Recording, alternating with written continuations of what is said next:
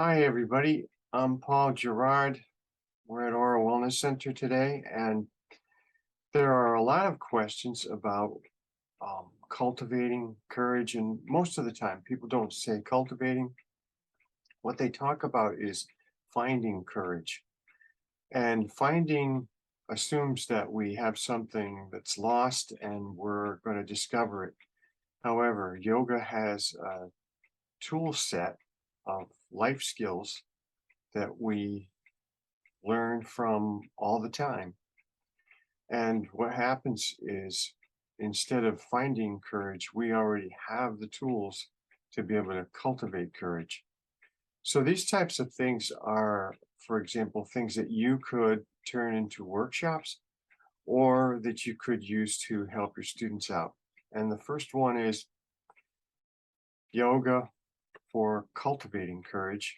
And the first thing we're going to go to, first technique, is mantras. Okay, mantra, I think all of you are very much familiar with it. And here's the thing. You've got Sanskrit or mantras or native language. So in my case, native um, English speaker. And then I'd get some disagreement on that one. I'd get, especially from the Brits who would say to me, you don't speak English. And the truth is, no, I don't. I'm an American. So I'm speaking American. So American English, but nevertheless, it is different than English. So here's the thing. The mantras are actually something that when you say them, whether they're quiet, internalized within your mind, or whether you express them out loud, they should resonate with you and they should really actually have meaning and give you a good positive feeling. I'm going to say that whatever language works for you is fine with me. So that's one of the biggest things about using another language is that some people might say, I just don't get it. It doesn't work for me.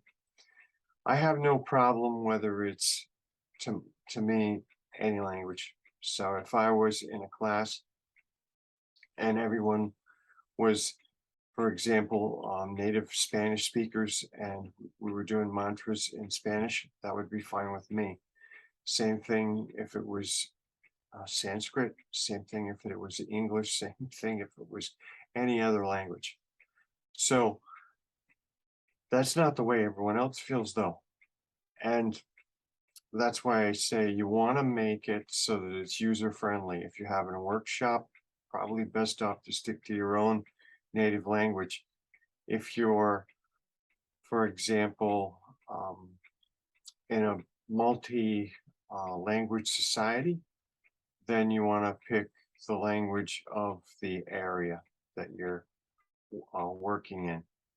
Okay, the next technique we have, which comes up a lot more later, and we will address this in another video, is sankalpa, which is an intention, or some people say resolution. It's usually a yoga Nidra technique, and it can be used for other things, but I think it's important to understand that rather than somebody just practicing yoga nidra with no purpose, they make sure you have a purpose. So yoga nidra is unique in this way because what's going on is a lot of times when we practice yoga, regular, just showing up for class, in the beginning we set an intention, but not quite as intent as it would be in a yoga nidra practice. So there's a lot of attention drawn to this idea of making an intention.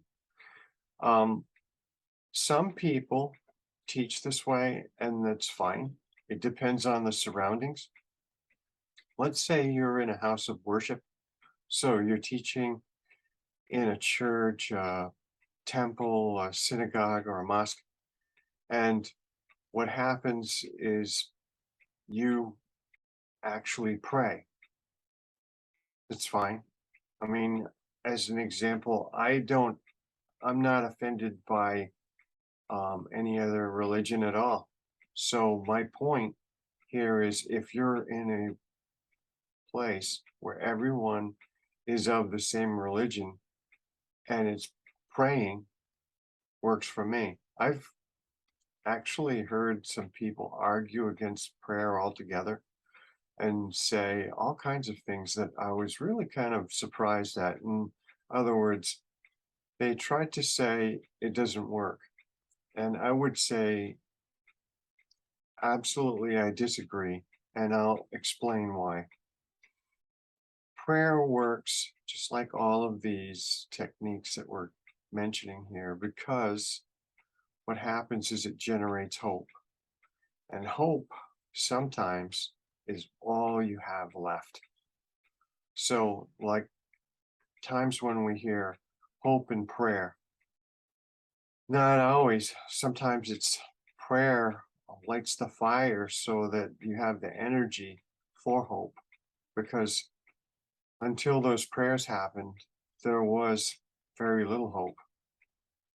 There's been people who have recovered from all kinds of things, and a lot of times it had to do with, I'll just say this, a community coming together, or a family coming together, or friends coming together, and all for the purpose of honoring one person, thinking that that person could possibly, this could be the end.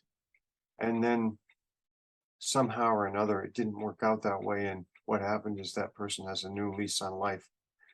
So there are some times where prayers actually, for whatever it's worth, help everyone involved. Um, Now, affirmations, affirmations are straight from your native language. And a lot of people will say, well, I get lost in affirmations. I just don't know which ones will work for me. I need some examples. I can't just make one up. Okay, the first one, the easiest one that I find is thank you. Thank you is something where I actually am grateful for anything that happened today. Today I woke up and I can breathe. There you have it. Um, Anything beyond that, well, we can say we're playing with house money because anything extra that we get beyond survival is something that's a bonus in life. Most people don't look at it that way. They might say, I want everything. I want the whole experience. I want everything.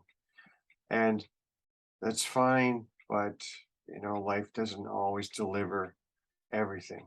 So be thankful for what we have because you wake up, maybe you hear birds, you see the sun, or maybe not, depending on the weather. But those are things that you can be grateful for. Another one related to the idea of gratitude is um, a, an example of a affirmation would be gratitude is a life force.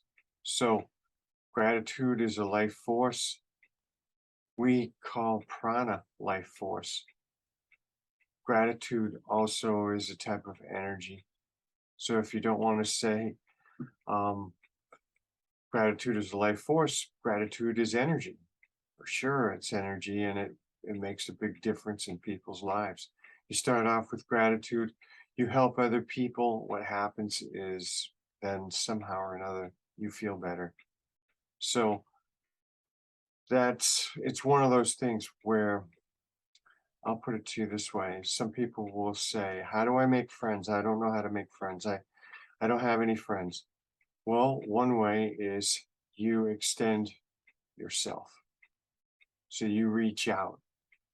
One way to reach out is to help people. One way or another, what happens is you'll end up with people who appreciate it. And you'll end up, unfortunately, with some people who want to take advantage. The whole thing is you want to be able to identify who's who and make a game out of it instead of taking it serious. Another example of an affirmation: setbacks do not define me. Now, a lot of people wonder, how can you say that? Because my setback threw me back so far that it's ruined my life. I understand. There are times in life where things happen to each one of us, and nobody needs to show each other their battle scars. But as an example, hurricanes come and wash away neighborhoods. Fires come and burn neighborhoods down. Wars come and they devastate everything. That's just some of the examples. I mean, I could have got into earthquakes and whatnot, but my point is sometimes things that happen in life are beyond our control. You can't control the economy. You can't control anything. All you can control is within yourself. And your reaction to what happens to you really sets the table for how you're going to actually live your life. So it's not just let it go, get over it, and move on. It's more or less that's one chapter ended. Now I have to open up another page and start over. With all that in mind about yoga for cultivating courage, we'll just stop right here at this point. And I'd say try those techniques. If you like them, share them with your students. Namaste.